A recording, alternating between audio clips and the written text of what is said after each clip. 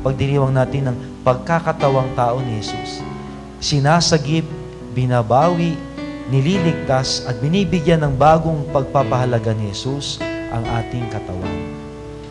Ano po ba ang consequence to? Yun nga, una sabi natin, sana tuwing tayo magdadasal, huwag na nating babanggitin ang kaluluwa. Direkta sa pangalan ng tao. Ni Jerica, ni Augusto, ni Felipe. Kapag pagdasal natin ang kapatid nating si Felipe na Yumao, huwag na yung kaluluwa. Kasi pag sinabi natin ang kaluluwa, binabaliwala natin yung kanyang pagiging tao. Ikalawa, ito rin para sa atin, tayo ay may mga katawan. Tayo ay may katawan. Paano ba natin tinitingnan ang katawang ito? Kung inyo mapapansin, ito mga suot namin, bakit kaya puro ang luluwag? Yung mga madre, bihira ang mga madre nagsusuot ng fitting. Di ba? Lahat loose. Yun ay para itago sa mahabang kasaysayan ng simbahan, may tago yung katawan na ang tingin ay marumi at makasalanan. Pero sabi nga natin, sa katawan nating ito, nakakaugnay natin ng Diyos. Ang katawang ito, ang tumanggap ng biyaya ng bautismo o binyag, at ang katawan ding ito, ang inililigtas ni Jesus. Kaya huwag ho nating pakaisipin na marumi, masama, nakapandidiri, mabubulok at maiiwan ang katawang lupa at haharap lang sa Panginoon ay ang kaluluwa. Kahit espiritu ang humaharap sa Diyos, espiritu natin, ang tatak ng ating katawang lupa ay dala-dala at humaharap din sa Diyos. Naiintindihan na po natin. So, never ever say goodbye. Never ever say soul. All Souls Day, hindi po. This is the feast of all our faithful departed, o kapistahan ng lahat ng mga yumao o lahat ng mga pumanaw. At ang ipinagdadasal natin, ang mga yumao nating kapatid na sina Felipe, sila Augusto, sila Miling, sila Benito, na nasa harap na ng Diyos. Huwag na ho nating bagitin pa yung kaluluwa. Unang pong bagay yun. Ikalawa, tayo po'y, sabi nga po sa Ebanghelyo, hango kay San Lucas, ito po'y kinukuha natin sa leksyonaryo ng simbahan. Ang sabi dito, sapagkat hindi mo pinansin ang pagdating ng Diyos upang iligtas ka. Ang kamatayan para sa iba ay isang nakalulungkot. Hindi lang siguro sa iba, sa lahat ng tayong lahat. Pag tayo namatayan, tayo ay nalulungkot, tayo nalulumbay. Dahil meron tayong isang minamahal sa buhay na mawawala na sa ating piling at hindi na natin kailan pa muli makikita. Lalo-lalo na kung siya ang nakapagbibigay sa atin ng kahulugan, kasiyahan, at malaking naitutulo niya para sa ating buhay dito sa lupa. Kaya't gano'n na lang ang kalungkutan natin sa pagkamatay ng sinuman.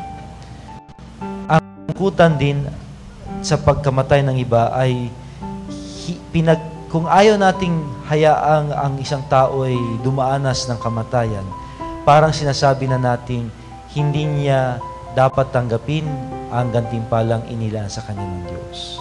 Dahil sa pamamagitan lang ng kamatayan, matatanggap o matatamo ng Diyos ang gantimpalang inilaan sa kanya ng Panginoon.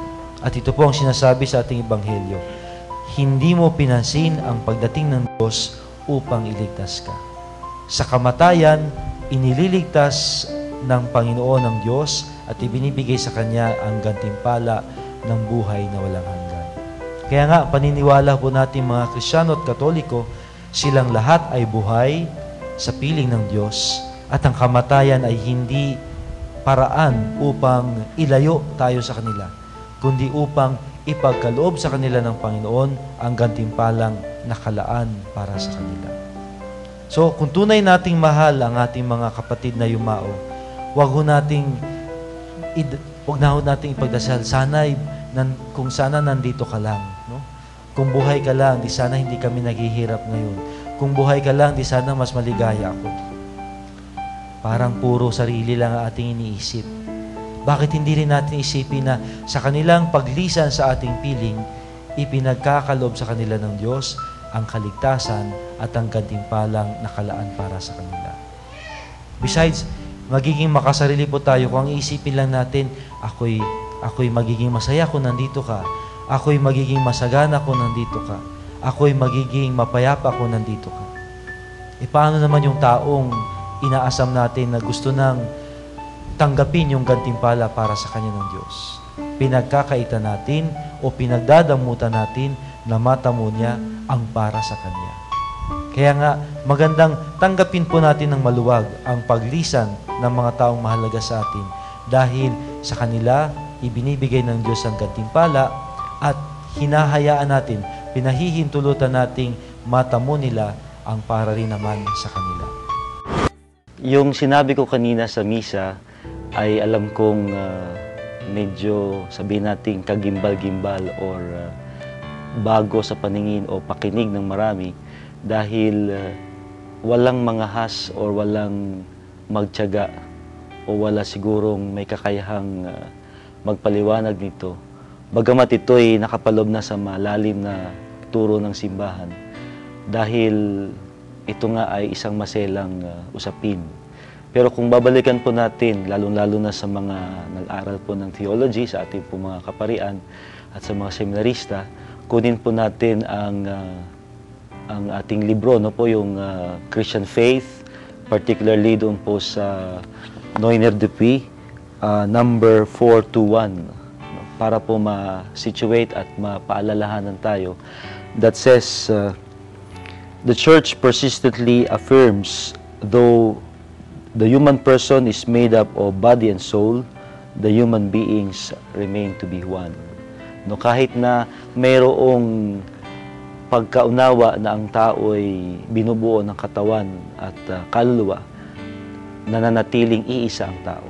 So sa halip na bigyan natin ng higit na tuon o pansin yung pagkakahati na katawan at kaluluwa na nagdadala sa atin sa iba't ibang uri ng mga maling konsepto, maling pagkaunawa, bigyan na lang natin ng tuon yung pagkakabuo ng tao, yung kaisahan ng tao, without emphasizing the dichotomy or the binary element of the person as body and soul, kundi the person as one, siya bilang buo, bilang iisa, bilang isang tao. Actually, para sa mga, sabihin natin, mga pangkaraniwang mananampalataya, o kahit siguro sa mga pari na matagal na sa ministeryo, sa paglilingkod, sa simbahan, sa parokya, hindi nila mapapansin ito'y mali.